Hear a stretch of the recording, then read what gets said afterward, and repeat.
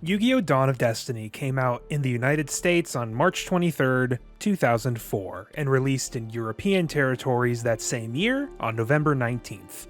This came out in Japan. Never. That's right, this is another Western game only. Power of Chaos made such a big smash, here we are again. If it ever made its way over to Japan, it was not in an official capacity. Additionally, this was the first and only Yu-Gi-Oh! Game developed exclusively for the original Microsoft Xbox console. Still developed by Konami, this game would seek to capitalize on the absolute juggernaut that was the Xbox, crashing onto the scene off the back of major exclusive titles like Halo and, of course, Blinx the Time Sweeper. Putting a Yu-Gi-Oh! Game on the Xbox probably seemed like a great move for North American and European territories, but the Xbox famously underperformed in Japan, with perpetually abysmal sales compared to other countries in the world. If I had to make an educated guess, that's really the reason the game never came to Japan or anywhere else. Even the European release was staggered by 7 months, which seems like a reasonable window for language localization historically, so this game could very well have, in some alternate timeline, been the only American-only Yu-Gi-Oh! Game if it underperformed. Luckily, this game said Yu-Gi-Oh! On the box and had that familiar spiky-haired boy, so it had to do at least okay in the bright year of 2004. That being said, the box also advertised the ability to have multiple decks as a bullet point on the back of the box, so perhaps they were grasping at straws from the very beginning. According to VG charts, which should always be taken with at least a grain of salt but is largely trustworthy, Dawn of Destiny would sell a total of 300,000 units, which is by no means a sensation, even for a game that came out on a single home console in just 2 continents. It was likely better to cut their losses on the project and work on the more trusted territories in the Game Boy and the PlayStation ecosystem. As always, though, we must begin our journey through this product by examining the coolest part about all of these games, the promotional cards.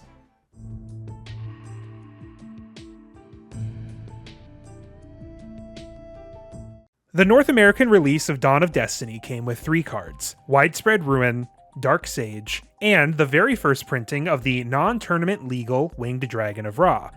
Actual printings of these cards that were never really more than a cool piece of memorabilia were scarce, relegated to random big box retail products or Shonen Jump subscriptions, so having access to the big yellow bird in a video game was by far the easiest way to get your hands on one of the god cards and impress all of your schoolyard friends. However, interestingly, all European releases of this game replace Ra with Mesmeric Control. I really can't find any reason why this might have been, because tracking European set releases can get kind of weird depending on what country you're looking at, but maybe there was already a Ra printing there, or it was planned to be in something else. Either way, Mesmeric Control, along with Dark Sage, are anime cards that are certainly memorable in their art, but unmemorable in their effects.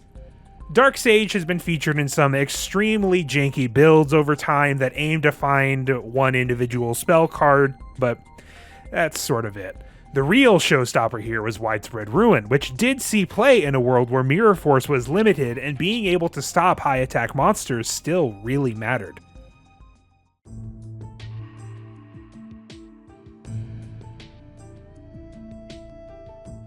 As was foreshadowed by the intro slightly, this game is hot trash. There's really only 2 things to do: either fight a single duel against one of the unlocked characters, or participate in a triple duel. A triple duel in this instance is not exactly what you might have initially imagined if you've played the game before at your local game store. It's not a best of 3 games, it's a win 3 games in a row facing different characters. This is where the progression mostly comes from in the game, actually. We've foregone a story once more in favor of dueling character portraits who have a quip to offer before being beaten to dust by your collection of nonsense that you've decided to call a deck. By defeating round 1 opponents, you unlock the round 2 opponents, and so on. The first round has you face opponents with a mere 2,000 life points, like Shimon. Wait a minute. Is that him? Is that my hero?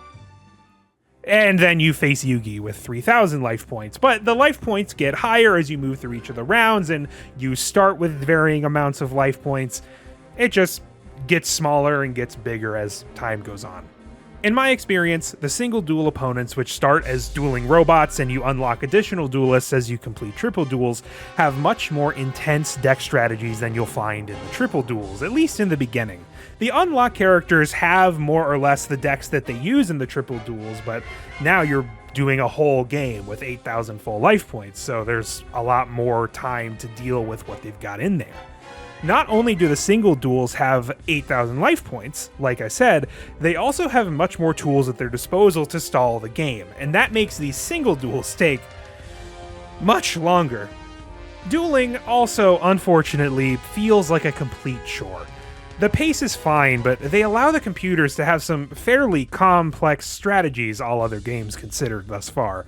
So there's a number of interactions that will occur. Also, the AI seems smart, but not in a very contextual way. For instance, in the footage I've recorded, I started with a Royal Decree in my deck, a very useful card that negates the effects of other trap cards on the field. But what it doesn't do is prevent activations of trap cards, and boy does the computer still want to activate trap cards. That's a really weird thing for a computer that knows how to set up a field lock. I also found that the AI often doesn't make tactically sound decisions. Now, I know computers in these games tend to go easier when possible, but that's usually accomplished by having way weaker decks that are really streamlined. There are multiple instances in which the computer does not attack my cards despite it being unequivocally the correct thing to do. But no, please, activate Jar of Greed while Decree is up. Thanks, Grandpa. Another wild thing is that duelists early on will have way more high attack or defense point monsters that are really difficult to overcome. My starter deck came with one Gemini elf, but absolutely no single tribute monsters, and only a single Cosmo Queen and one mystical elf. The other opponents, even as low as tier 2, have cards like Giant Soldier of Stone and Goblin Attack Force, and those are quite the obstacle. As the game goes on, you do get access to more powerful cards more often, and you can build a deck that even resembles something competitively viable maybe in real life, but like all the other titles, getting to that point will require hours of your time. I will give the game credit that almost all of its interactions work, and there are very few reported glitches in the card rulings or niche interactions which would really be considered an achievement, as this game is too complicated for its own good, even this early on. By the way, your reward for completing a duel is selecting a miniature statue of one of the god cards and being rewarded 3 cards for beating an opponent in a single duel, or if you were brave enough to surmount the impossible challenge of facing 3 opponents in a row, each with new strategies you must contend with in order to succeed, you can receive a much greater reward. For the noble achievement of winning a triple duel, you receive 5 cards. Some cards are gated behind single duels, some cards are gated behind opponents unlocked later on, some are gated behind certain tiers of the triple duel menu. It's not a free-for-all pool, so you get stuck with a lot of chaff early on and, frankly, longer than is necessary. The cards you get from each god statue seem to be set, but there isn't really any theme between them, at least not that I could find. Losing to duelists in the triple duel mode will give you some of the cards that those opponents use, but certainly no guarantees that any of those cards are going to be of any use to you, especially at the lower levels. The deck edit screen is another fine addition to the strange decisions made in a Yu-Gi-Oh game. It functions as intended for all the points that matter. You can add cards to and from the trunk, deck, side deck, what have you. Did I mention there's a side deck? That's kind of fun. But there are 2 options for this. One is automatic, which is what you want it to do, and the other is manual. Like, you cursor over the card and then press the D-pad to maneuver to the proper card screen and place it where you would like it there. Who would ever do this? I guess, it would be a good thing for people that were making serious deck building decisions and trying to see a lot of options at once, and there's a lot of spots to work with.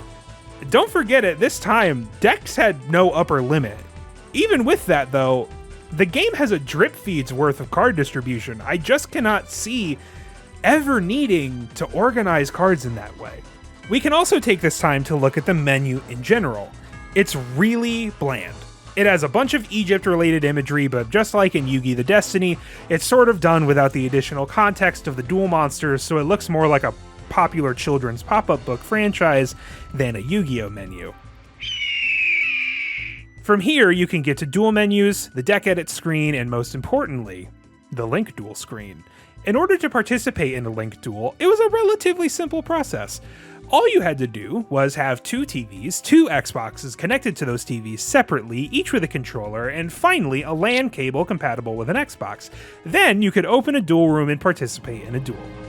Like, Konami had to be aware that Microsoft had invested a bunch of resources into making a portable memory card for the Xbox that slotted into the controllers, right? Why would these not be utilized? That's basically exactly how Forbidden Memories functioned back in '99, and sure, that wasn't great either, but it allowed two friends to play Yu-Gi-Oh! Without a lot of obstacles. I remain bewildered about this. The presentation of this game is all over the place. For one, the text just seems kinda off. Am I imagining that? It doesn't look right? Regardless, my second gripe is that the duel field is so small. Look at the arena itself. It's a fine size, I guess, but you can barely see the cards on the field. They look like little ants down there. Readability of the board state is so important to games like this, although when the blocks that show the phases move to the next phase, it's pretty satisfying. Like, we're working with far more resolution here than a Game Boy Advance. Surely you could spring for some larger card sprites or models, or however they're implemented.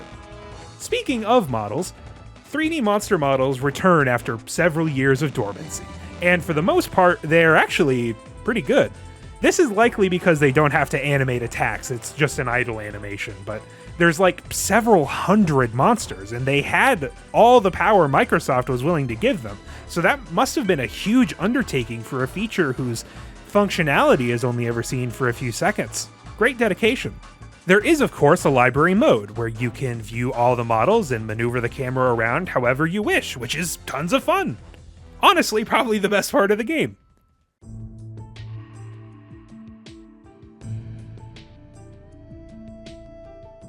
Dawn of Destiny is certainly a special little flower in the collection of games that comprise the Yu-Gi-Oh! Mythos. In what felt like an attempt to capitalize on two rapidly expanding customer bases, they ended up making a game that feels kinda soulless, especially surrounded by its more interesting counterparts. Hell, this game came out 5 days after Destiny Board Traveler did in Japan, and actually, let's not talk about Destiny Board Traveler. Ever. This game had a widely available card pool, and that's certainly something, but getting these cards is a slow process, and the only way to get good cards is to struggle through much more difficult opponents as the game progresses. Ultimately, we close this chapter on another Yu-Gi-Oh! Game exclusive to not Japan, and look forward to a brighter future. What game will we see next time? You'll just have to wait to find out. Thanks for watching, everyone. I'll see you in the next one.